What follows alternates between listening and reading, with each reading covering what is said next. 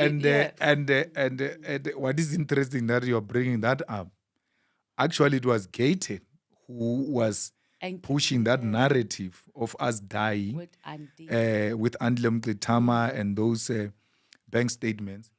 Interestingly, it's the same Gayton now who says what Zuma has achieved, what all of us failed to achieve in the past 10 years by finishing this EFF. I'm like, but this loser is nowhere anywhere close to us politically. Not in maybe gangsterism, which he says he's good at, or those things of prison and all of that. He might be good on that one. But politically, he is no one. And I understand Gayton's problems because, he pretends all happy. Everybody gets confused to say the happiest minister in GNU. He smiles and all of. But if you look deep into him, he's using that to close down his own traumas. I mean, if you want to know how Gayton thinks, there is no way. Prison has got its own traumas. Sure. You go and look at, you listen to Gayton, and then you go and look at the podcast of Scheme GP where he interviews ex-prisoners. And they explain those traumas. You're like, there's no way this one survived those things. So he pretends to be happy, but as he sits home alone, his demons visit him. And he wish he was like us. He will never be us. He's nowhere close to us politically, and he's no one to declare the death of the EFF. I mean, personally, there's your research back office must go and find that picture. There's a picture of a coffin carried in my township, written, "Rest in peace, Julius Malema." And that was what hurt my grandmother the most, that how do people buy a coffin for a person who's still alive?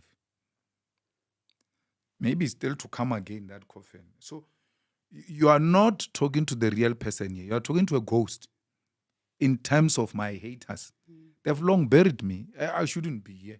And this, what is happening now, can intimidate me, can shock me. I can't be threatened by Zuma. No, I defeated Zuma. Zuma thought he buried me, expelled me from the ANC for comparing him with Thabo Mbeki, for saying there is a regime change which happened in Botswana now. I was guilty for that. I was expelled from the ANC by Zuma, and Ramaphosa was used as an instrument. So Zuma, my encounter with Zuma is not for the first time that it is the way it is now. He's inviting me back to fight with him, and I will do it, and I will do it with ease. I'm not scared of Zuma or all of his people who are working with him. There is no way anyone is going to threaten the existence of the EFF, and that person becomes a friend. Yes. It will be a lie. We'll be lying to ourselves. People keep on stepping you at the back, and then when they meet you in public, they want to be smiling and all of that. No. Keep your distance. Let's just know we are not together. Let's do our own separate things, and let's build our own organizations. We wish everyone well. Let them go and do whatever they want to do. Many of them are known for laziness anyway. They are not of any political currency. Them, yeah. We had to carry them, but it's an organization. Yeah. It is what it is. It has to be like that. And what is very unfortunate, this thing is staggered. So, because if it's done at the same time, it will not be newsworthy. It will be that week and it's done. So it's done every week. so I've got a list. I just told you before we started. There's another one next week. You will see for yourself. And I'm happy if it happens before you broadcast this thing, you'll have to come and update it that, no, I want you in the discussion. And this is the real situation. So everything else that has been happening, I've been aware of it. And I was only shocked by Floyd, but the rest never Everything shocked was me. Some have even went to ask in Parliament if they leave Parliament now, how much will they get? And the most stupid thing, they even asked my PA in Parliament to go and check for them. What is their package? Oh, Pendu. They tell Pendu, go and check. So Oh, no. as they come here, CIC, I'm just looking at them. Oh, you're waiting to cash out my guy. I remember I called you once because I was traumatized. I'm like, so how does this president sift through all the, because you're going to get misinformation, Yeah. people will also just peddle stuff, and then I go crazy. So you President, don't, it's you too don't, much. you don't, you don't, and that's what political maturity means. You don't go on a witch hunt. Yeah, that's No. But you ought to be very careful who you assign which responsibility, so that you don't set yourself up for failure, but know them for who they are. And my son is 18 now, so we argue a lot. I always tell him, look, this one is going to go this way. And then he will be the first one to wake up in the morning. Hey, you are correct. So and so is gone. What? So I know them. But I will never leave my glass empty. My glass with them and say, I'm going to take a phone call or go to a bathroom and leave a glass with them. No, I can't. I can't do that. And you know what is so shocking is that they operate as if they are smarter than us. I mean, Floyd says, and he's not lying, Floyd says there are people who knew that he was leaving and they begged him not to tell me. But they knew, and it's true. They told me after, some of them, some of your favorites. I called them, I said, come here. Pokey again. And then I say, did you know Floyd is leaving? He says, yes. Kere, for how long did you know? He says, no, it's 2 weeks now. So why didn't you tell me? No, I didn't see a need to tell you. And then Floyd gets asked the same question. Why didn't you see a need to tell Julius? Says, they respond the same way. I didn't see the need to inform him.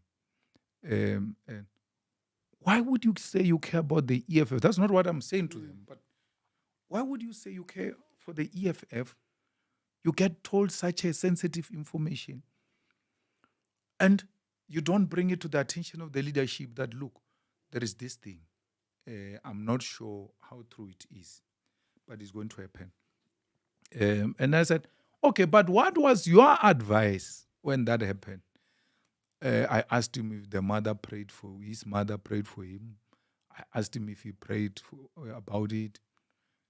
And that's it. And then we must still come, Lien. We're human beings, man. Come on. We must still come and still be like, we're sharp, we're fine, we're together. But you have your human. No, but you do organizationally, you come, you do your work, and then you go your separate ways. And I get information from their own people on the other side, factual. That's why I've never seen a need to go witch hunt anyone and all of that. No, I tell the SG, there might be this possibility. SG, there might be this possibility. So it's the second highest. I can only share that information with him so that when it happens, I don't claim, no, I knew, but I didn't, but you see, it's lying now. So I had to bounce it with someone. And I liked what Godrich said when Floyd said, some of them knew and asked me not to tell. Godrich says, if you had told me, even if it's a joke, I would have told the president or the leadership that you made this kind of a joke. Floyd writes into his DM, says, why are you not asking me who said that and you tweet the things you are tweeting? Ask me. I'll tell you. And then I said to Godrich, leave those things. We're fine. We don't want to hear more damaging. Like, and then what's what? Yeah, so we don't want to be. But that would have been a hard thing, though, President. And I say this to you, for us to, like, even if I knew, not that I did, but to come, like, because it was him and he's leaving. And how? But I was told by Vuyani. Why was it not difficult? Vuyani told me. But before? Yeah, before. Vuyani told me, said the information came on Monday from these sources. So I thought it was NPA. So I went to check it. And then it is now confirmed that this guy is leaving. You're going to be receiving a letter in the next few hours or so. As he speaks, I open my phone. I put him on the speaker and I open my phone. Floyd's letter is in my WhatsApp. I was told by Vuyani. If it didn't come, would you have still been sure? You wouldn't have felt like, okay, this... I would have confronted him. Oh, okay, yeah. Because you know me, you can't lie. Yes, we know. I even called immediately. I said, Leanne says you are going to MK. So you even called me and asked me if I was crying there in the meeting. Yeah, I asked you because Floyd says there were people who were crying. So I don't know who was crying. And I'm the crybaby.